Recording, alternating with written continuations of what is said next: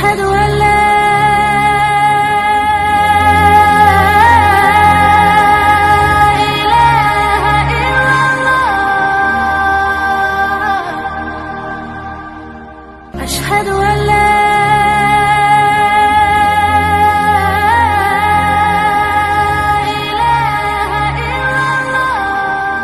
எல்லா புகழும் ஏக இறைவன் அல்லாஹ் ஒருவனுக்கே உரித்தாக்கி அவனுடைய சாந்தியும் சமாதானமும் நபிகள் நாயகம் ஸல்லல்லாஹு அலைஹி வஸல்லம் அவர்கள் மீதும் அன்னலாரின் குடும்பத்தார்கள் மீதும் அவர்களது வாழ்க்கை நெறியை பின்பற்றி வாழ்ந்து மறைந்த அவர்களது தோழர்கள் மீதும் அவர்களை தொடர்ந்து வந்த நல்லவர்கள் நம்மவர்கள் அனைவர் மீதும் உண்டாவதாக என்று பிரார்த்தித்து அல்லாஹ்வின் பெருமருளால் புனிதமிகு ரமலான் மாதத்தினை அடைந்து நம்மளால் இயன்ற இபாத்துக்களையும் அமல்களையும் நாம் செய்து வருகிறோம். அந்த வரிசையில் இன்றைய தினம் இரவு தொழுகையினை தொடர்ந்து அல்லாஹ்வின் மார்க்க செய்திகளை தெரிந்து கொள்ளக்கூடிய நோக்கத்திலே அல்லாஹ்வின் இல்லத்திலே அமர்ந்தவர்களாக இருக்கின்றோம். கடந்த 3 தினங்களாக இஸ்லாமும் இளைஞர்களும் என்கிற தலைப்பின் கீழ் ஒரு சில சஹாபாக்களுடைய வாழ்விலிருந்து பாடங்களையும் படிப்பினைகளையும் நாம் பார்த்து வருகிறோம். அந்த அடிப்படையில் முஆத் பின் ஜபல் ரலியல்லாஹு அன்ஹு என்கிற சஹாபியை குறித்தும் அவர்களை தொடர்ந்து சாத் பின் அபி வக்காஸ் ரலியல்லாஹு அன்ஹு என்கிற சஹாபியை குறித்தும் கடந்த 3 தினங்களில் நாம் பார்த்திருக்கிறோம். இன்றைய தினம் இன்ஷா அல்லாஹ் நாம் பார்க்க இருக்கக்கூடிய ஒரு இளம் சஹாபி என்பவர் யார் என்றால் நாம் அனைவருக்குமே பரிச்சயமான, அவரை சொன்னால் அவருடைய பெரும்பான்மையான வரலாறு உடனே நம்முடைய நினைவுக்கு வரக்கூடிய ஒரு பிரபலமான ஒரு சஹாபி தான் ஸைத் பின் ஹாரிஸா ரலியல்லாஹு அன்ஹு. திருமறை குர்ஆனிலேயே ஒரு சஹாபியுடைய பெயர் குறிப்பிடப்பட்டிருக்கிறது. அல்லாஹ்வினால் ஒரு சஹாபியுடைய பெயர் திருமறை குர்ஆனிலே சொல்லப்பட்டிருக்கிறது என்றால் அது இந்த ஒரு சஹாபியுடைய பெயர் மாத்திரம்தான். அபூபக்கர் சித்திக் ரலியல்லாஹு அன்ஹு அவர்களை குறித்துண்டான சிறப்பை குறித்து அல்லாஹ் சுப்ஹானஹு வ தஆலா திருமறை குர்ஆனிலே வெவ்வேறு வசனங்களை கூட சொல்லி காண்பிக்கிறான். ஆனால் அவருடைய பேரை அல்லாஹ் சுப்ஹானஹு வ தஆலா குறிப்பிடாமல் எப்படி சொல்லுவான்? சாஹிபுன்னு சொல்லுவான். நபியின் தோழர் என்று என்ன செய்வான்? அல்லாஹ் சுப்ஹானஹு சொல்லி காண்பித்திருக்கிறான். வெவ்வேறு வசனங்களில் நபிகள் நாயகம் ஸல்லல்லாஹு அலைஹி வஸல்லம் தோழர்களை குறித்து அல்லாஹ் சுப்ஹானஹு வ தஆலா சிறப்பித்து சிலாகித்து பல வசனங்களை சொல்லியிருக்கிறான். ஆனால் ஒரு சஹாபியினுடைய பெயரை அல்லாஹ் சுப்ஹானஹு வ தஆலா சராஹத்தாக வெளிப்படையாக அவருடைய பெயரை திருமறை குர்ஆனிலே பதிவு செய்திருக்கிறான். மறுமை நாள் வரையிலும் அந்த திருமறை குர்ஆனிலே அவருடைய பெயர் உச்சரிக்கப்படக்கூடிய ரீதியில் ஒரு சஹாபியுடைய பெயரை அல்லாஹ் சுப்ஹானஹு வ தஆலா திருமறை குர்ஆனிலே குறிப்பிட்டிருக்கிறான் என்றால் அது யாருடைய பெயர் தான்? இந்த ஸைத் பின் ஹாரிஸா ரலியல்லாஹு அன்ஹு. அப்போ வரலாற்று ஆசிரியர்கள் சொல்லுவாங்க, இமாம்கள் சொல்லுவாங்க, இந்த ஒன்றே போதும் இவர் எந்த அளவுக்கு சிறப்புக்குரியவர் என்பதை நாம் உணர்ந்து கொள்வதற்காக. இதற்கு அப்புறம் நாம் பார்க்க போகிறதெல்லாம் மேல் மிச்சம் தான். இது ஒன்றே போதும் அவர் எந்த அளவுக்கு சிறப்புக்குரிய சஹாபி என்பதை என்ன செஞ்சிட முடியும்? நம்ம அனைவராலும் உணர்ந்து விட முடியும். இப்போ நாம் இவரை குறித்து படிக்க போகிறோம் அப்படின்னா இவ்வளோ ஒரு சிறப்புக்குரியவராக இவர் ஆகியிருக்கிறார் என்றால் அவருடைய வாழ்க்கையில் அப்படி என்ன தகுதிகள் இருந்துச்சு, என்ன தகுதிகள் அவருடைய வாழ்க்கையில் இருந்த காரணத்தினால் இந்த சிறப்பை அடைந்தார் என்கிற ரீதியில் தான் என்ன செய்யணும்? அவருடைய வாழ்க்கையை நம்ம என்ன செய்ய வேண்டியிருக்கு? பார்க்க வேண்டியிருக்கிறது. இன்னும் இவருடைய சிறப்பை குறித்து நாம் சொல்ல வேண்டும் என்றால் சஹாபாக்கள் சொல்லி காண்பிக்கிறாங்க, நாங்கள் ஸைத் அவர்களை எப்படி தான் அழைக்கக்கூடியவர்களாக இருந்தோம்? ஸைத் பின் முஹம்மது என்று தான் அழைக்கக்கூடியவர்களாக இருந்தோம். ஸைத் பின் முஹம்மது ஸல்லல்லாஹு அலைஹி வஸல்லம் அவருடைய மகனார் ஸைத் என்பதாகத்தான் செஞ்சுட்டு இருந்தோம், நாங்கள் அழைக்கக்கூடியவர்களாக இருந்தோம். அல்லாஹ் சுப்ஹானஹு வ தஆலா அப்படி அழைக்கக்கூடாது. ஒருவருடைய உண்மையான தந்தை யாரோ அவருடைய பேரோடு சேர்த்து தான் அவர் அழைக்கப்பட வேண்டும் என்கிற ஒரு கட்டளையையும், வேறு ஒருவருடைய பெயரை தந்தையாக சொல்லி சேர்த்து அழைக்கக்கூடாது என்கிற தடையையும் அல்லாஹ் சுப்ஹானஹு வ தஆலா குர்ஆனிலே வசனமாக அருளுகிற வரைக்கும் நாங்கள் அவர் எப்படி தான் கூப்பிட்டு இருந்தோம்? ஸைத் பின் முஹம்மது ஸல்லல்லாஹு அலைஹி வஸல்லம் என்று முஹம்மது ஸல்லல்லாஹு அலைஹி வஸல்லம் மகனாராகத்தான் செஞ்சோம், நாங்கள் அவரை அழைத்து வந்தோம் என்று சஹாபாக்கள் சொல்லி காண்பிக்கிறாங்க. அப்போ நபிகள் நாயகம் ஸல்லல்லாஹு அலைஹி வஸல்லம் மகன் என்கின்ற அளவிற்கு, அதாவது ஒரு வளர்ப்பு மகன் என்கின்ற அளவிற்கு இந்த ஸ்தானத்தை ஸைத் பின் ஹாரிஸா ரலியல்லாஹு அன்ஹு அவர்கள் எப்படி எட்டினாங்க அப்படின்றதுக்கு ஒரு சுருக்கமான ஒரு வரலாற்றை நம்ம பார்க்கணும். ஸைத் பின் ஹாரிஸா ரலியல்லாஹு அன்ஹு அவர்களை பொறுத்த மட்டும் அவங்க சிறு வயது பிராயத்தில் இருக்கிற பொழுது அவங்க அம்மா என்ன செஞ்சாங்க அப்படின்னா, பொதுவாகவே தாய்மார்கள் எல்லாம் விடுமுறை நாட்களில் பிள்ளைகளை கூப்பிட்டுக்கிட்டு தன்னுடைய தாய் வீட்டுக்கு போகிற மாதிரி ஸைத் ரலியல்லாஹுடைய தாயார் என்ன செஞ்சாங்க? தன்னுடைய பிள்ளையை அழைச்சிக்கிட்டு தங்களுடைய சொந்த ஊருக்கு என்ன பண்ணாங்க? போனாங்க. அப்படி போயிட்டு வரக்கூடிய அந்த சமயத்தில் மக்காவினுடைய ஆரம்ப காலத்தில் எல்லாம் எப்படி இருக்கும் என்றால் வழிப்பறி கொள்ளைகள் மிகுந்த ஒரு அச்ச ரீதியில் தான் அவங்களுடைய வாழ்வு இருந்திருக்கிறது. அதனால் என்ன செய்ய மாட்டாங்க? அவ்வளவு சீக்கிரமாக என்ன செய்ய மாட்டாங்க? பயணங்களை மேற்கொள்ள மாட்டாங்க. சரிங்களா? இப்போ சூரா குரைஷ் என்கிற அத்தியாயத்தை நாம் எடுத்து படித்தோம் என்றால் இது நமக்கு புலப்பட்டுரும். அல்லாஹ் சுப்ஹானஹு என்ன சொல்லி காண்பிக்கிறான், லி ஈலாஃபி குரைஷ் ஈலாஃபிஹிம் ரிஹ்லத்தஷ் ஷிதாஇ வஸ்ஸைஃப். குறைஷிகளுக்கு எது விருப்பமானதாக இருந்திருக்கிறது? கோடை காலத்திலும் குளிர்காலத்திலும் பயணம் செய்வது அவர்களுக்கு விருப்பமானதாக இருந்திருக்கிறது என்று அல்லாஹ் சுப்ஹானஹு சொல்லி காண்பிக்கிறான். இது நமக்கு ஒரு வியப்பாக இருக்கும். இதே அல்லாஹ் சுப்ஹானஹு குர்ஆனில் சொல்வதற்கு என்ன தேவை இருக்குது? ஏன் நமக்கெல்லாம் விருப்பம் இல்லாததா? ஏன் நாம் எல்லாம் ஒரு சம்மர் டைமில் வெக்கேஷன் ட்ராவல் ஜர்னி நம்ம போக மாட்டோமா? அதே மாதிரி வின்டர் ட்ராவல் நம்ம போக மாட்டோமா? அது என்ன அல்லாஹ் சுப்ஹானஹு வ தஆலா குறைஷிகளை மாத்திரம் குறிப்பிட்டு கோடை காலத்திலும் குளிர்காலத்திலும் இந்த குறைஷிகளுக்கு பயணம் செய்வது என்பது பிடித்தமானதாக இருக்கிறது என்று அல்லாஹ் சுப்ஹானஹு வ தஆலா சொல்லியிருக்கிறான் என்றால் அதற்கு பின்னால் ஒரு வரலாற்று காரணம் இருக்குது. என்ன அப்படின்னா, அவங்களால மாத்திரம்தான் நிம்மதியாக பயணம் செய்ய முடியுமே தவிர மற்றவர்களால் அப்படி பயணம் செய்ய முடியாது. என்னதான் ஒரு கோடை காலம் இருந்தாலும், கோடை காலமாக இருக்குதே, ஒரு குளிர்ந்த பகுதிக்கு எங்கேயாவது போயிட்டு வரலாமே அப்படின்ட்டு என்ன செஞ்சிட முடியாது. அவங்களால தடாலடியாலாம் போயிட முடியாது. ரொம்ப குளிராக இருக்குதே, ஏதாவது ஹாட்டான பிளேஸுக்கு போயிட்டு வரலாமே அப்படின்ட்டு மற்றவங்களால என்ன செய்ய முடியாது, அத்தனை சீக்கிரம் போயிட முடியாது. என்னதான் கோடை காலமாக இருந்தாலும் ஊருக்குள்ளேயே தான் கிடக்கணும், என்னதான் குளிர்காலமாக இருந்தாலும் ஊருக்குள்ளேயே தான் கிடக்கணும். அவங்க மற்றவங்கெல்லாம் இப்படி இருக்கிற பொழுது இந்த குறைஷிகள் மாத்திரம் ரொம்ப என்ன செய்வாங்க, தைரியமாக துணிச்சலாக என்ன செய்வாங்க, வெளியூர்களுக்கு போயிட்டு வரக்கூடியதாக இருந்தாங்க. எப்படி அவங்களுக்கு மாத்திரம் இது சாத்தியப்பட்டுச்சு அப்படின்னா, மற்றவங்க எல்லாம் போகாமல் பயந்து இருந்தாங்க. அப்படின்னா மற்றவங்க எதுக்கு போகாமல் பயந்து இருந்தாங்கன்னா, வழிப்பறை கொள்ள ஒரு ஊரை விட்டு ஒரு ஊரை போவது என்பது ஒரு சாத்தியமானதாக இல்லை. ஆனால் குறைஷிகளுக்கு மாத்திரம் போக முடியும். ஏன் போக முடியும்? இந்த குறைஷிகள் பயணம் மேற்கொள்ளக்கூடிய சமயத்தில் அவர்களிடத்தில் வழிப்பறை கொள்ளையர்கள் வராமலாம் இல்லை, வருவாங்க, கொள்ளடிக்கலான்ட்டு வருவாங்க.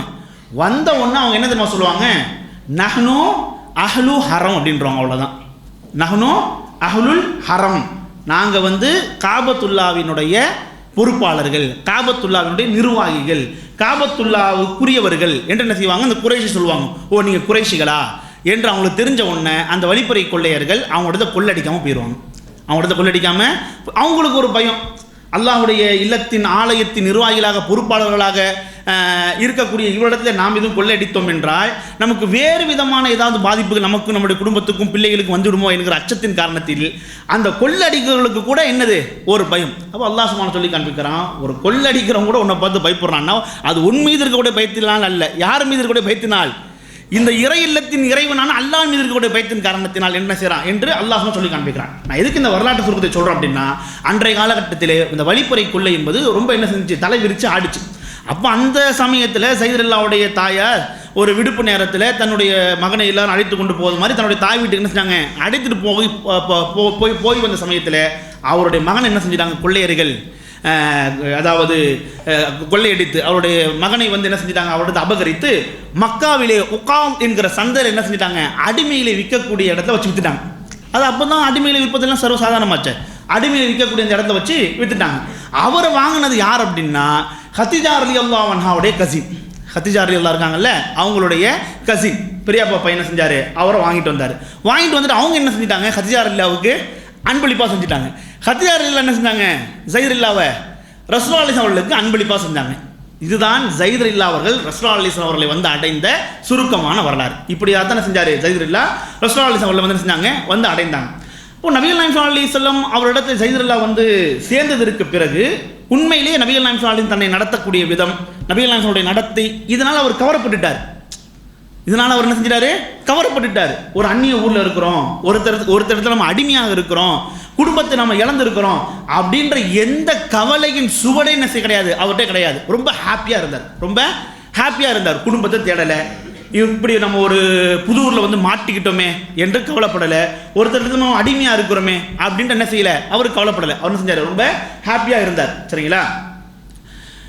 இந்த ஸைதுல்லாவுடைய ஊரார்லேருந்து என்ன செஞ்சாங்க, சில பேர் மக்காவுக்கு வந்தாங்க. ஏன்னா மக்காவுக்கு பல ஊர்லேருந்து மக்கள் வருவாங்கல்ல, சரிங்களா? அதாவது ஹஜ்ஜுடைய கிரிகளை செய்வதற்கு, காபத்துல்லா தரிசிப்பதற்கு, தவாஃப் செய்வதற்கு பல ஊர்லேருந்து பல நாட்டவர்களிருந்தும் என்ன செய்வாங்க, மக்கா வந்துட்டு போவாங்க. அப்படி மக்காவுக்கு வந்துட்டு போகக்கூடிய சமயத்தில் ஸைதுல்லாஹ் அவர்களை அவருடைய ஊருக்காரர்கள் என்ன செஞ்சிட்டாங்க, அடையாளம் கண்டுக்கிட்டாங்க. ஊருக்காரர்கள் அடையாளம் கண்டுக்கிட்டாங்க. நேராக ஊரில் போயிட்டு, ஓ மவனை கொள்ளையர்கள் கொள்ளையடிச்சிட்டு போயிட்டாங்க, ஓ மவனை என்ன பண்ணாங்க ஏது பண்ணாங்க அப்படின்னு பயந்துகிட்டே இருக்கிறியே, நாங்கள் மக்காவுக்கு போகும்போது என்ன செஞ்சோம், ஓ மவனை பார்த்துட்டு வந்தோம், ஓ மவன் அங்கே தான் இருக்கிறான், எங்கே இருக்கிறான், மக்காவில் இருக்கிறான் அப்படின்னு சொன்ன உடனே ஸைதுல்லாஹ்வுடைய தந்தை யார், ஹாரிசா, அவரும் அவருடைய தம்பியும் 2 பேர் என்ன செய்கிறாங்க, நேராக மக்காவுக்கு புறப்பட்டு வராங்க. வரத்துக்கு நோக்கம் என்ன, தன்னுடைய மகனை அழைத்து செல்ல வேண்டும் என்று. பெரிய ஆனந்தம், பெரிய சந்தோஷம். ஏன்னா தங்களுடைய மகனை இழந்து விட்டு தான் என்ன செஞ்சாங்க, அவங்க பெரிய ஒரு கவலையில் இருந்தாங்க. அப்போ அப்படிப்பட்டவர்களுக்கு உங்களுடைய மகன் உயிரோடு நாங்கள் பார்த்தோம் அப்படின்னோன்னா என்ன ஆயிடுச்சு, ஒரு பெரிய ஆனந்தம் ஆயிடுச்சு. சரிங்களா? அதுவும் ஒரு கேப் விட்டு தன்னுடைய பிள்ளையை பார்க்க போகிறோம் அப்படின்னும் பொழுது அது இன்னும் ஒரு குதூகலத்தை ஏற்படுத்தும். அப்படி தானே, ஒரு குதூகலத்தை ஏற்படுத்தும். வீட்டிலேயே நாம் இருக்கும்போது நம்முடைய பிள்ளையின் மீது ஒரு பெரிய ஒரு அன்பு இல்லாத பட்சத்தில் ஒரு 2 நாள், ஒரு 3 நாள், 4 நாள் வெளியூருக்கு போயிட்டு வந்தோம் அப்படின்னா வீட்டுக்கு வரும்போது தந்தை மகள் சும்மாவாக வருவாங்க? ஏதாவது பிள்ளைங்களுக்கு விருப்பப்பட்டது, ஆசைப்பட்டதை வாங்கிட்டு தான் வருவாங்க. ஏன்? ஒரு 3 நாள் பிரிஞ்சு இருந்ததே பாசத்தை அதிகரிச்சிருச்சு. ஒரு 2 நாள் பிரிஞ்சு இருந்ததே என்ன ஆயிடுச்சு, தேட்டத்தை அதிகரிச்சிருச்சு. உடனே என் பிள்ளைகளுக்கு என்ன பிடிக்கும் அப்படின்ட்டு என்ன செஞ்சிடும், ஆசைப்பட்டதை நம்ம என்ன செய்வோம், வாங்கிட்டு வருவோம். ஒரு நீண்ட நெடிய காலம் பிரிஞ்சு இருந்துட்டாங்க. இன்னும் எப்படி முடிவு எடுத்துட்டாங்க அப்படின்னா, தம்மவன் என்ன ஆனானோ ஏதானானோ, அவன் வந்து கொல்லப்பட்டுட்டானோ செத்துக்கிட்டு போயிட்டானோ அப்படின்ற அளவுக்கு என்ன செஞ்சிட்டாங்க. இருந்தவங்களுக்கு ஒரு புத்துணர்ச்சி தரக்கூடியதாக உங்கள் மகன் உயிரோடு தான் இருக்கிறான், மக்காவில் தான் இருக்கிறான் அப்படின்னு சொன்னோடனே அவங்களுக்கு பெரிய ஒரு ஆனந்தம். உடனே 2 பேர் தந்தையும் சித்தப்பாவும் சேர்ந்தவர் என்ன செய்கிறாங்க, நேராக 2 பேரும் மக்காவுக்கு வராங்க. வந்த உடனே அவங்களை எல்லாம் தெரிஞ்சு போச்சு அவர் யாருக்கு அடிமையாக இருக்கிறார் அப்படின்ட்டு. வந்தவனும் விசாரிக்கிறாங்க, இந்த மாதிரி இந்த ஊரில் முகமது என்பவர் யார், முகமது என்பவர் யார்? ஏன்னா அப்போ முகமதுன்ற ஒரு பேரை சொல்லப்பட்ட கன்ஃபியூஷனே கிடையாது, அது ஒரே முகமது தான். இன்று தான் உலகத்தினுடைய அதிகமான மக்களுக்கு சூட்டப்பட்ட பெயர் என்னது, முகம்மது. ஒரு ஏரியாவுக்குள்ளே வந்து இங்கே முகமது யாருன்னு கேட்டால் எந்த முகமது கேட்குற, இங்கே 100 முகமது இருக்கிறான் அப்படின்னு நம்ம சொல்லுவோம். ஆனால் அப்பொழுது முகமது என்றால் ஒரே முகமது தான். அவருடைய பாட்டனார் அப்துல் முத்தலிப் பேர் வைக்கும்போது அப்படி தான் சொன்னார். முகமது என்கிற பெயர் நடப்பில் யாருக்கும் சூட்டப்படாத ஒரு பெயர். என் மகன் பூமியிலும் சரி வானத்திலும் சரி புகழப்பட்டவனாக இருக்க வேண்டும் என்று அவருடைய பாட்டனார் என்ன பண்ணார், சொல்லி தன்னுடைய பேரனுக்கு முகமது என்று பெயர் சூட்டினார். சரிங்களா? அப்போ வந்து என்ன செஞ்சாங்க, முகமது என்று கேட்கிற பொழுது அப்போ எல்லாம் முகமது அங்கே பள்ளியில் தான் இருப்பார், ஹரமில் தான் இருப்பார் அப்படின்னு சொன்ன உடனே நபிகள் நாயகம் ஸல்லல்லாஹு அலைஹி வஸல்லம் சந்திப்பதற்கு அங்கே யார் வரா, ஜைதுல்லாவுடைய தந்தை ஹாரிசாவும் அவருடைய சிறிய தந்தை 2 சீபன் செய்கிறாங்க, வராங்க. வந்து ரசூலுல்லாஹி ஸல்லல்லாஹு அலைஹி வஸல்லம் என்ன செய்கிறாங்க, சந்திக்கிறாங்க. சந்தித்து அவருடைய தந்தை ஜைதுல்லாவுடைய தந்தை ஹாரிசா வந்து என்னெல்லாம் சொல்கிறாங்க பாருங்க. யா இப்னு அப்துல் முத்தலிப் அவர்களின் மகனாரே, யா இப்னு சைது கௌமிஹி, இந்த சமுதாயத்தின் தலைவரின் மகனே, அன்தும் அஹ்லு ஹுர்மில்லா, நீங்கள் வந்து அல்லாவின் புனித பூமியினுடைய மக்கள். நீங்கள்லாம் யாரு, அல்லாவின் புனித பூமியின் மக்கள். சரிங்களா? தஃபுக்கூனல் ஆனி, உங்கள் இடத்துல ஒருத்தர் உதவி தேடி வந்தால் அவருக்கு என்ன செய்வீங்க, நீங்கள் உடனே உதவி செய்வீங்க. ஓ துதைமூனல் அசீர, நீங்கள் வந்து கஷ்டப்படுறவர்களுக்கு என்ன செய்வீங்க, உணவளிப்பீங்க என்று அவர் வந்து என்ன செய்கிறார் அப்படின்னா ரசூலுல்லாஹி அலைஹி அவர்களை குறித்தும் அவங்களுடைய குடும்பத்தை குறித்தும் மக்காவாசிகளை குறித்தும் என்ன செய்கிறாரு, இப்படியா அடுக்கி கொண்டே போகிறார். வந்தவர் எதுக்கு இதெல்லாம் சொல்லிக்கிட்டே இருக்கிறாரு அப்படின்ட்டு ரசூலுல்லாஹி அலைஹி வஸல்லம் என்ன செய்து ஒரு சிந்தனையும் போடுது. கடைசியாக போட்டு உடைக்கிறார். நான் யார் அப்படின்னா, உங்களிடத்து அடிமையாக இருக்கக்கூடிய ஜைதுடைய தந்தை தான் நாங்கள். எங்களுடைய மகனை உங்களிடத்திலிருந்து அழைத்து செல்லலாம் என்று செஞ்சுருக்கிறோம். நாங்கள் வந்திருக்கிறோம், நீங்கள் எங்கள் மேலே என்ன செய்யுங்க, இறக்கம் காட்டுங்க, எங்கள் மீது இறக்கம் காட்டுங்க. சரிங்களா? இவருக்கு என்ன ஈட்டுத்தொகை நீங்கள் கேட்குறீங்களோ அதை கொடுத்து நாங்கள் வாங்கிட்டு போகிறோம். இவருக்கு என்ன நீங்கள் ஈட்டுத்தொகை கேட்குறீங்களோ அதை நாங்கள் என்ன செய்கிறோம், கொடுத்து நாங்கள் வாங்கிட்டு போகிறோம் அப்படின்னு என்ன பண்ணுறாங்க, அவங்க சொல்கிறாங்க. ஓ அப்படியா? அப்போ நபிகள் நாயகம் சொல்கிறாங்க, வேறு ஏதாவது உங்களுக்கு உதவி தேவையா, வேறு ஏதாவது உங்களுக்கு உதவி தேவையா அப்படின்னா, இல்லை என்னுடைய மகனை அழைத்து போவதுதான் எங்களுக்கு வேண்டும். அதற்கு பகரமாக என்ன ஈட்டுத்தொகை வேண்டுமோ என்ன செய்கிறோம், அந்த ஈட்டுத்தொகையை நாங்கள் கொடுக்குறோம் அப்படின்னு சொல்கிறாங்க. அப்போ ரசூலுல்லாஹி சொல்கிறாங்க, உங்களுடைய மகன் சைதை நான் அழைக்கிறேன், உங்களிடத்தில் எப்படி வளர்ந்துருக்கிறானோ அது போன்று என்னிடத்திலும் அவன் வளர்ந்துருக்கிறான், என்னிடத்துலையும் அவன் வளர்ந்துருக்கிறான். அவனை அழைத்து கேட்போம், உங்களிடத்தில் வரானா அல்லது என்னோட இருக்கிறான் அப்படின்ட்டு. நான் அவனை தடுக்கலை, அவனிடத்தில் விருப்பத்தை விட்டுருவோம். உங்களிடத்தில் வருவதாக இருந்தால் தாராளமாக என்ன செய்யுங்க, அழைச்சிட்டு போங்க. ஒருவேளை உங்களை விடுத்து அவன் என்னோடு இருப்பதாக சொன்னால் என்னை நேசித்த ஒருவனை நான் விட மாட்டேன், என்னை நேசித்த ஒருவனை நான் விட மாட்டேன். ஒருவேளை உங்களோடு வருவதாக அவன் சொன்னால் நீங்கள் ஈட்டுத்தொகை கூட தர வேண்டாம், நீங்கள் ஈட்டுத்தொகை கூட தர வேண்டாம், தாராளமாக உங்களுடைய மகனை அழைச்சிட்டு போகலாம் அப்படின்ன உடனே ஜைதுல்லாவுடைய தந்தைக்கும் சித்தப்பாவுக்கும் இப்படிப்பட்ட ஒரு நீதிமானா, இப்படிப்பட்ட நீதிமானா, நீங்கள் வந்து நீதிக்கும் மேலாக சொல்லிட்டீங்க. நீதிக்கும் எது சரியோ எது நீதமோ எது அதாவது நடுநிலையோ அதற்கும் மேலாக என்ன பண்ணிட்டீங்க, நீங்கள் சொல்லிட்டீங்க அப்படின்ட்டு. அவங்களுக்கு என்னென்னா, எப்படி எங்கள் மகன் எங்களோட வராமல் போயிடுவான், எப்படி எங்களுடைய மகன் நான் பெத்த தந்தை இருக்கிறா, தாய் ஊரில் துடிச்சிக்கிட்டு இருக்கிறா, எப்படி எங்களை விட்டுட்டு அவன் இருந்துருவான், அதுவும் ஒரு அடிமையாக இருப்பான், அதுவும் ஒரு அடிமையாக இருந்து விடுவான் என்று அவங்களோட எதிர்பார்ப்பு. அப்புறம் ரசூலுல்லாஹி என்ன செய்கிறாங்க அப்படின்னா, ஸைத் பின் ஹாரிஸா அழைக்கிறாங்க. அழைச்சி இப்போ வந்திருக்கிற இவங்க யாருன்னு உனக்கு தெரியுதா அப்படின்னு கேட்குறாங்க. ஏன் தெரியல, என்னுடைய தந்தையும் என்னுடைய சாச்சாவும் தான், என்னுடைய தந்தையும் என்னுடைய சாச்சாவும் தான். அவங்க 2 பேர் எதுக்கு வந்திருக்காங்க தெரியுமா? இது மாதிரி ஒன்றை அழைச்சிட்டு போகலான்னு சொல்லி வந்திருக்காங்க. நான் என்ன செய்கிறேன் அப்படின்னா, உன்கிட்ட என்ன செய்கிறேன், விருப்பத்தை கொடுக்குறேன். உன்னிடத்தை நான் என்ன செய்கிறேன், விருப்பத்தை விடுறேன். உனக்கு நீ விரும்பியதை செய். அவளோடு போக வேண்டும் என்று முடிவு எடுத்தால் நீ என்ன செஞ்சுக்க, அவங்களோட போய்க்கொள். நீ என்னோடு இருக்க வேண்டும் என்று நீ முடிவு எடுத்தால் என்னோடு இருந்து கொள் என்று என்ன செய்கிறாங்க, நபிகள் நாயகம் ஸல்லல்லாஹு அலைஹி வஸல்லம் செய்கிறாங்க. ஸைத் பின் ஹாரிஸா ரலியல்லாஹு அன்ஹு அவர்களை பார்த்து கேட்குறாங்க. அப்போது ஸைத் அவர் சொல்கிறாங்க, மா அன பில்லதி அக்தாரு அலைக அஹதா, அல்லாஹ்வின் தூதர்களே. அப்போது அல்லாஹ்வின் தூதர் மூஸா அலைஹிஸ்ஸலாம் தான், முகமது அவர்களே, உங்களுக்கு மேலாக நான் ஒருவரையும் தேர்வு செய்பவனாக இல்லை, உங்களுக்கு மேலாக ஒருவனையும் நான் தேர்வு செய்தவனாக இல்லை. ஏன் உன்னுடைய வாப்பா வந்திருக்கிறாரே, உன் தாய் உனக்காக காத்துட்டு இருக்கிறாங்களே அப்படின்னா, அந்த மின் நிபி மக்கான் இலபு, நீங்கள் எனக்கு என் தந்தையின் ஸ்தானத்தில் இருக்கிறீங்க, நீங்கள் எனக்கு என் தந்தையின் ஸ்தானத்தில் இருக்கிறீங்க என்ன பண்ணுறாரு, ஸைத் பின் ஹாரிஸா ரலியல்லாஹு சொல்லி காண்பிக்கிறாங்க. இவர் இப்படி சொல்ல சொல்ல அவங்களுடைய தந்தைக்கும் சித்தப்பாவுக்கும் பயங்கரமான முகம் மாறுது. அவங்க இப்படி எதிர்பார்க்கவே இல்லை. அவங்க 2 பேர் சொல்கிறாங்க, வைஹக்கியா ஸைதே, உனக்கு நாசம் உண்டாகட்டும், அத்தக்தார் உபூதியா இல்ல ஹுர்ரியா, எங்களோடு வந்தால் நீ சுதந்திரமானவனாக இருக்கலாம், இவரோடு இருந்தால் நீ அடிமையாகத்தான் இருக்கணும். ஒரு அடிமையாக இருப்பதை நீ தேர்வு செய்கிறாயா, ஒரு அடிமையாக இருப்பதை நீ விரும்புகிறாயா என்று என்ன செய்கிறாங்க, அவங்க 2 பேரும் கேட்குறாங்க.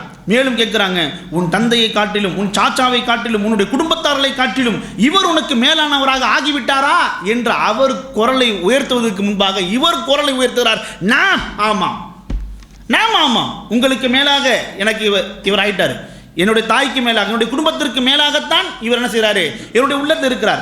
இன்னைக்கு அது ராய்த்து மின் ஹாதா ரஜுல் ஷையா மா அன பில்லதி அக்தார் அலி ஹதா, இவரிடத்தில் பார்த்த சில விஷயங்களின் காரணத்தினால், இவரிடத்தில் பார்த்த சில நற்குணங்களின் காரணத்தினால், நன்னடத்தின் காரணத்தினால் இவரை காற்றிலும் வேறு ஒருவரை தேர்வு செய்வதற்கு என்னால் முடியாது. இவரிடம் இருக்கக்கூடிய அந்த குணாயுசங்கள், நன்னடத்தைகள், இதற்கு மேலாக இவரை விடுத்து வேறு ஒருவர் என்ன செய்ய முடியாது, என்னால் தேர்வு செய்ய முடியாது. என்ன பண்ணுறாருங்க, ஸைத் பின் ஹாரிஸா சொல்கிறாங்க. சரிங்களா? அப்போ இப்படியாக ஸைத் பின் ஹாரிஸா அவர்கள் வார்த்தையை சொல்ல நபிகள் நாயகம் அவர்களுக்கு பேரானந்தம், நபிகள் நாயகம் அவர்களுக்கு பேரானந்தம். சரிங்களா? உடனே நபிகள் நாயகம் ஸல்லல்லாஹு அலைஹி வஸல்லம் என்ன செய்கிறாங்க அப்படின்னா, காபத்துல்லாஹ்வுடைய ஹிஜ்ருக்கு வராங்க. ஹிஜ்ர் தெரியும்ல, அந்த ஹிஜ்ருக்கு வராங்க. வந்துட்டு அங்கே இருக்கக்கூடிய அரபுகளை எல்லாம், மக்காவாசல் எல்லாம் அழைத்து சொல்கிறாங்க, இஷ்ஹது அன்ன ஸைதன் இப்னி, நீங்கள் எல்லாம் சாட்சியாக இருங்க, இனிமேல் இந்த ஸைத் என்னுடைய அடிமை கிடையாது, இனிமேல் இந்த ஸைத் யார், இப்னி, என்னுடைய மகன். இஸ்லாத்துக்கு முன்பாக என்னுடைய மகன், எரி சுனிவ அரிசுவு, என் சொத்தில் அவர் பங்குதாரராக ஆகுவார், அவர் சொத்தில் நான் பங்குதாரராக ஆகுவேன். அதாவது சும்மா உணர்ச்சி வசப்பட்டு சொல்வது கிடையாது. உண்மையிலேயே ஒரு தந்தையும் ஒரு மகனும் இருந்தால் அவங்களுக்கு மத்தியில் எப்படியான ஒரு உறவு இருக்குமோ, அவளுக்கு மத்தியில் என்ன பலன்கள் இருக்குமோ, அப்படியாக ஸைத் என்ன ஆகிட்டாரு, என்னுடைய மகனாகிட்டார் என்ன பண்ணுறாங்க, நபிகள் நாயகம் சொல்லி காண்பிக்கிறாங்க. இப்படி ரசூலுல்லாஹி ஸல்லல்லாஹு அலைஹி வஸல்லம் சொன்னதை உடனே அதை பார்த்து அவங்களுடைய தந்தையும் அவருடைய சித்தப்பாவும் குதூகலம் ஆயிட்டாங்க. ஏன்னா அவங்க நினச்சது இது, இங்கே இருந்தால் அவன் அடிமையாக தானே இருக்கணும்னு நினச்சாங்க. ஆனால் இப்போ ரசூலுல்லாஹி சொன்னது என்ன சொன்னாங்க, ஸைத் என்னுடைய மகன், என் சொத்திலே அவன் என்ன செய்வான், வாரிசுதாராக ஆகுவான் என்று சொன்ன உடனே அவருடைய வாப்பாவுக்கு ரொம்ப சந்தோஷமாயிருச்சு. நான் என் மோனை கூட்டு போனாலும் இப்படிப்பட்ட ஒரு என்ன சொல்ற அந்தஸ்துமிக்க வாழ்க்கையை கொடுக்க முடியாது. குறைஷிகளில் ஒருவர் அல்லது குறைஷியினுடைய வளர்ப்பு மகன் என்பது சாதாரண அந்தஸ்து கிடையாது. அது வேண்டினாலும் தேடினாலும் அது கிடைக்காது. எவ்வளோ பெரிய சொத்துக்காரராக இருக்கலாம், வசதிக்காரராக இருக்கலாம், எத்தனை பெரிய சொத்துக்காரராக இருந்தாலும், எத்தனை பெரிய வசதிக்காரராக இருந்தாலும், அவரையெல்லாம் காட்டிலும் மிகச்சது என்னது அன்றைய காலத்தில், குறைஷ். அவ்வளோதான். அந்த குறைஷ் என்கிற அந்த அந்தஸ்து என்பது இருக்கிறது அல்லவா, அது அத்தனையும் காட்டிலும் செஞ்சு மிகச்சிருந்துச்சு. அங்கே அப்படிப்பட்ட குறைஷி என்னுடைய மகனை தன்னுடைய மகனாக எடுத்துக்கொண்டார், அவருடைய சொத்தில் தன்னுடைய மகனை வாரிசாக ஆக்கிவிட்டார் என்பதை பார்த்து அவங்க 2 பண்ணாங்க, ரொம்ப பூரிச்சு போயிட்டாங்க. சரிங்களா? ஸோ இதுதான் ஸைத் ரலியல்லாஹு அவர்கள் நபிகள் நாயகம் ஸல்லல்லாஹு அலைஹி அவர்களை வந்து சேர்ந்ததும், நபிகள் நாயகம் ஸல்லல்லாஹு அலைஹி அவருடைய வளர்ப்பு மகனாக மாறியதும். அதற்கு பிறகு இஸ்லாம் வந்து என்ன செஞ்சது, அது மாறிடுச்சு. வளர்ப்பு மகன் என்பதெல்லாம் முன்னால் இஸ்லாத்தில் இல்லை. சரியா? சும்மா நீ பெத்தவர் தான் உண்மையான தந்தை. சரிங்களா? நீங்கள் பாசம் வைத்திருக்கிறீர்கள், நேசம் வைத்திருக்கிறீர்கள் என்பதற்காக நீங்கள் என்ன செய்ய முடியாது, தந்தையாகவும் ஆகிவிட முடியாது, மகனாகவும் ஆகிவிட முடியாது என்று என்ன செஞ்சிருச்சு, இஸ்லாம் சட்டத்தை அருளியது. ஸோ இப்படிப்பட்ட இந்த ஸைத் ரலியல்லாஹு நபிகள் நாயகம் ஸல்லல்லாஹு அலைஹி வஸல்லம் அவர்களோடு இஸ்லாத்துக்கு முன்பாகவே அவங்களுக்கு மத்தியில் என்ன இருக்குது, இணக்கம். இஸ்லாத்துக்கு முன்பாகவே அவங்களுக்கு மத்தியிலே இறுக்கமான ஒரு தொடர்பு. ஒருத்தர் மீது ஒருத்தர் அன்பு காட்டுகிற, ஒருத்தர் மீது ஒருத்தர் நேசம் காட்டுகிற, ஒருத்தருக்கு இன்னொருத்தர் விட்டு கொடுக்காத மனநிலைமை எப்போ வந்துருச்சு, இஸ்லாத்துக்கு முன்னாடியே வந்துருச்சு.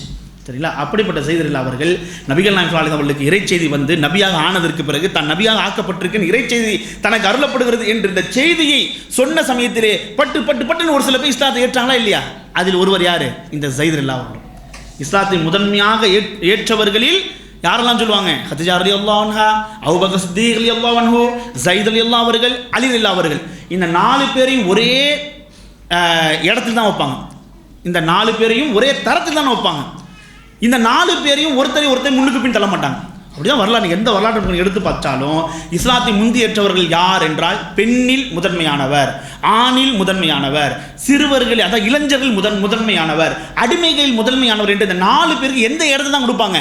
முதன்மையானவர்கள், இஸ்லாத்தை முந்தி ஏற்றவர்களில் முதன்மையானவர்கள் என்கிற இந்த சிறப்பு என்பது இந்த 4 பேருக்கு என்ன பண்ணுவாங்க? சேர்த்தான் கொடுப்பாங்க. இந்த 4 பேரில் இன்னொருவரை காட்ட செய்ய மாட்டாங்க, பின்னுக்கு தள்ள மாட்டாங்க. அப்போ இந்த அளவுக்கு நபிகள் நாயகம் ஸல்லல்லாஹு அலைஹி வஸல்லம் நபித்துவத்தை ஏந்தி வந்த சமயத்திலே தங்கு தரம் இல்லாமல் திறந்த மனதோடு உடனே ஏற்றுக்கொண்டவர் யாரு? ஸைத் ரலியல்லாஹு அவர்கள். இப்படி இஸ்லாத்தை நபிகள் நாயகம் ஸல்லல்லாஹு அலைஹி வஸல்லம் முன்னிலே ஏற்றதற்கு பிறகு நபிகள் நாயகம் ஸல்லல்லாஹு அலைஹி வஸல்லம் அவர்களுக்கு உண்மையிலேயே அவருடைய தாவா பணியில் தோளுக்கு தோளாக நின்றவர் யாரு? ஸைத் ரலியல்லாஹு அவர்கள். தோளுக்கு தோளாக நின்று நபிகள் நாயகம் ஸல்லல்லாஹு அலைஹி வஸல்லம் எந்த எதிர்ப்புகளை எல்லாம் எங்கேயெல்லாம் சந்தித்திருப்பாங்களோ அந்த எதிர்ப்புகளின் ஒரு பகுதியை ஸைத் ரலியல்லாஹு சந்தித்திருப்பார். ஸைத் ரலியல்லாஹு அவர்களும் சந்தித்திருந்திருப்பார். சரிங்களா? ஸைத் ரலியல்லாஹுடைய வரலாறு நீண்ட நெடிய வரலாறு என்ற போதிலும் சுருக்கமான இந்த 10 நிமிஷத்தில் ஒரு முக்கியமான ஒரு சில குறிப்புகளை மாத்திரம் செய்வோம், நான் பார்ப்போம். ஸைத் ரலியல்லாஹு அவர்களை பொறுத்த மட்டிலே மதீனாவுக்கு வந்ததுக்கு பிறகு கிட்டத்தட்ட 7 படைகளுக்கு என்ன செஞ்சிருக்கிறாங்க? அவங்க அமீராக சென்றிருக்கிறாங்க. 7 படைகளுக்கு தலைமை தாங்கி தளபதியான செஞ்சிருக்கிறாங்க, அவங்க சென்று இருக்கிறாங்க. சரிங்களா? அவங்க சென்றிருக்கக்கூடிய அந்த படையில் எல்லாம் திறம்பட செயல்பட்டிருக்கிறாங்க. சரிங்களா? அவங்க வந்து என்னன்னா முஅத்தா யுத்தத்தில் என்ன செஞ்சிடறாங்க? அவங்க கொல்லப்படுறாங்க. இந்த முஅத்தா யுத்தம் வரைக்கும் கிட்டத்தட்ட 7 படைகளுக்கு தலைமை தாங்கி அவங்க செல்றாங்க. அந்த படைகள் எல்லாம் திறம்பட என்ன பண்ணாங்க? அவங்க செயல்பட்டிருக்கிறாங்க. அப்படிப்பட்ட வெற்றிகளை இஸ்லாமிய சமூகத்தில் செஞ்சிருக்காங்க, பெற்றுக் கொடுத்துருக்கிறாங்க. ஒவ்வொரு முறை அவர் தலைமை தாங்குகிற பொழுதும் ஏதோ ஒரு ஓரத்தில் அவரை குறை காணக்கூடிய ரீதியில் சில வார்த்தைகளை நபிகள் நாயகம் கேட்டே வந்திருக்கிறாங்க. அவரை தலைமை தாங்க வைக்கிற சமயத்திலெல்லாம், அமீராக நியமிக்கிற சமயத்திலெல்லாம், தளபதியாக நியமிக்கிற சமயத்திலெல்லாம் ஏதோ ஒரு ஓரத்தில் ஒரு குறை வந்துக்கிட்டே இருக்கும். ஏன்? அடிமையாக இருந்தவராச்சே, பெரும்பெரும் சஹாபாக்கள், பெரும்பெரும் நபர்கள் எல்லாம், மூத்தவர்கள் எல்லாம், சுதந்திரமானவர்கள் எல்லாம் இவருடைய தலைமையின் கீழ் இருப்பதா என்று ஏதோ ஒரு ரூபத்தில் அந்த பேச்சை யார் கிளப்பி விடுவான்னு தெரியாது. அந்த பேச்சை உண்மையான தெளிந்த மனதோடு இருக்கக்கூடிய தூய்மையான அந்த சஹாபாக்களை பொறுத்த மட்டில் அவர்கள் எந்த விதமான பாகுபாடுமாக்க மாட்டார்கள். ஆனால் ஏதோ ஒரு இடத்துல இருந்து இப்படியாக என்ன செய்யும்? ஸைத் ரலியல்லாஹுவுக்கு எதிராக சில புகைச்சல் ஏற்படுத்தி கொண்டே இருப்பாங்க. ஏன்னா அவர் அடிமையாக இருந்தார்ன்ட்டு. அது சில பேர் என்ன இஸ்லாத்துக்கு வந்ததுக்கு பிறகும் கூட அவர்கள் வந்து எல்லா விஷயமும் தெரிந்ததுக்கு பிறகும் கூட அந்த உணர்வு மாத்திரம் என்ன செய்யலாம் அவங்க மாறல. அதான் அசபியான்னு சொல்லுவாங்க. அதான் அந்த இனவெறி, அந்த இனவெறி அவளுக்கு நினைச்சு லைட்டாக சில பேரிடத்துல அதனுடைய வாடை இருக்கத்தான் செஞ்சிச்சு. சரிங்களா? அப்போ இதனுடைய வரிசையாக நபிகள் நாயகம் ஸல்லல்லாஹு அலைஹி வஸல்லம் மௌத்தா போகிறதுக்கு முன்னாடி எப்படி ஸைத் ரலியல்லாஹு அவர்களை படைக்கு தளபதியாக நியமித்து ரசூலுல்லாஹி அனுப்பினார்களோ அவருக்கு பின்னால் ரசூலுல்லாஹி யாரை நியமித்து படை அனுப்புனாங்க? உசாமா, ஸைத் ரலியல்லாஹுடைய மகனார் உசாமா.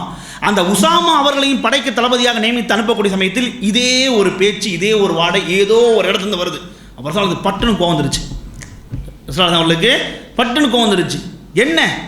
இவருக்கு முன்னாடி இவருடைய தந்தை விஷயத்தில் இப்படி தான் குறை செஞ்சுட்டு இருந்தீங்க.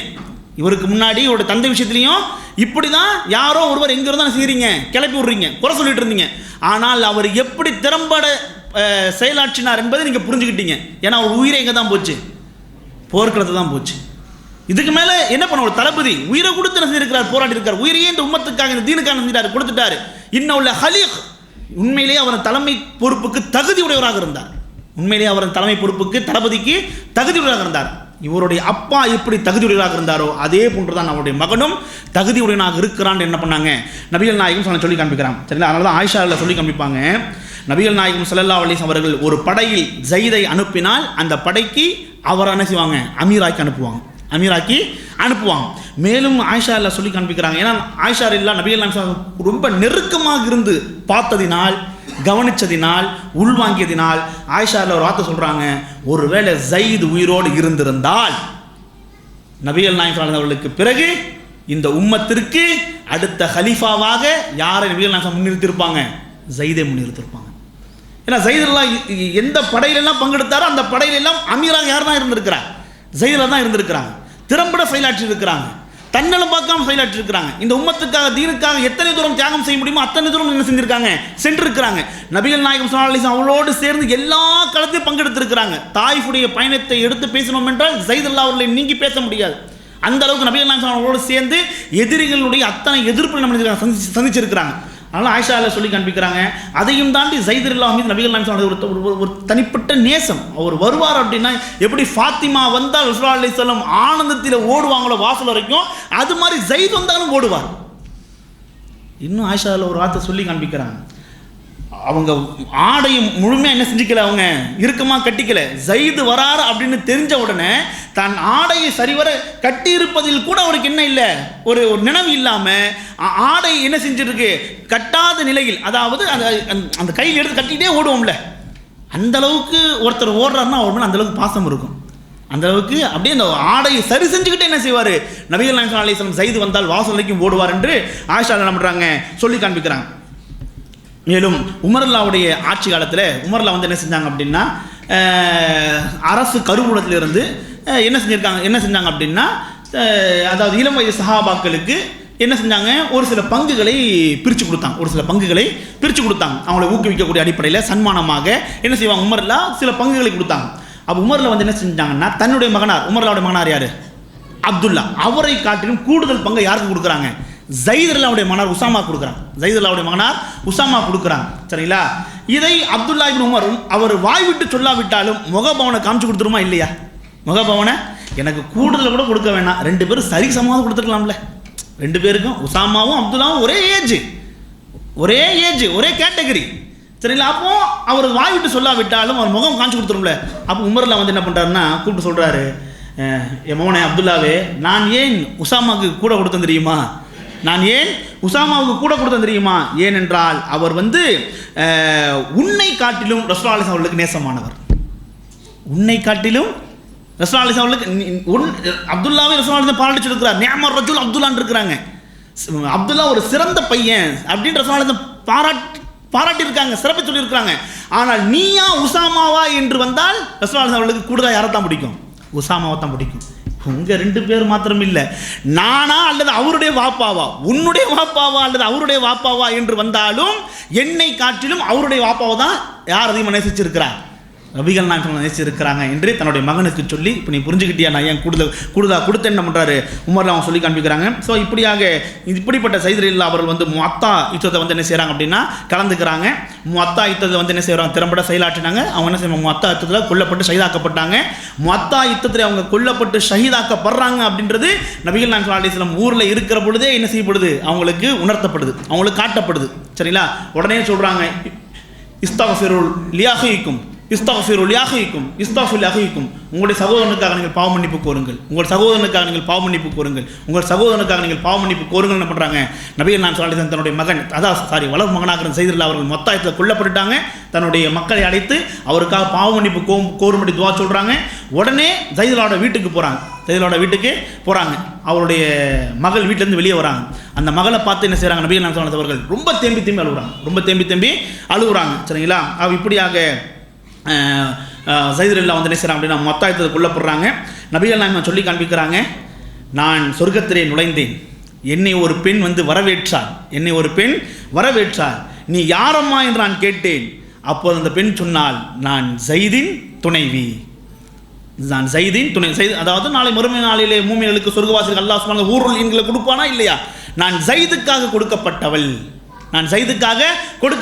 நாளை மறுமை நாளிலே சொர்க்கத்திலே நபிகள் நாயகம் ஸல்லல்லாஹு அலைஹி வஸல்லம் அவர்களை வரவேற்கக்கூடியவர்கள் யார் என்றால் ஸைதுக்காக வழங்கப்பட்டிருக்க அந்த சொர்க்கத்து பெண் தான் என்ன செய்வாங்க, நபிகள் நாயகம் அவர்களை வரவேற்பாளர்ன்றாங்க. நபிகள் நாயகம் சொல்லி காமித்திருக்கிறாங்க. ஆக அந்த அடிப்படையில் அன்பு சகோதரிகளே ஸைத் ரலியல்லாஹு அவருடைய வாழ்வை பொறுத்த மட்டிலே இன்னும் நீண்ட நெடிய பாடங்களும் படிப்பினைகளும் நிரம்பி இருக்கக்கூடிய ஒரு வரலாறு. அப்போ இந்த அளவுக்கு தன்னலம் மறந்து நபியின் மீது அவர் கொண்டிருந்த அந்த நேசம், மார்க்கத்தின் மீது அவர் கொண்டிருந்த நேசம், அவர்களுடைய உயிரையே இந்த மார்க்கத்தை கொடுக்க வச்சிச்சு. அவருடைய மகனார் தனக்கு பின்னால் தன்னை போன்றவர் என்ன பண்ணிட்டாரு, உசாமா ரலியல்லாஹு அவர்களை ஸைத் ரலியல்லாஹு அவர்கள் உருவாக்கிவிட்டு தந்தை வழியிலேயே மகனும் நடந்து அவருடைய சேவையும் அவருடைய அர்ப்பணிப்பும் இந்த மார்க்கத்துக்கும் இந்த தீனுக்கும் அளப்பெரியானது.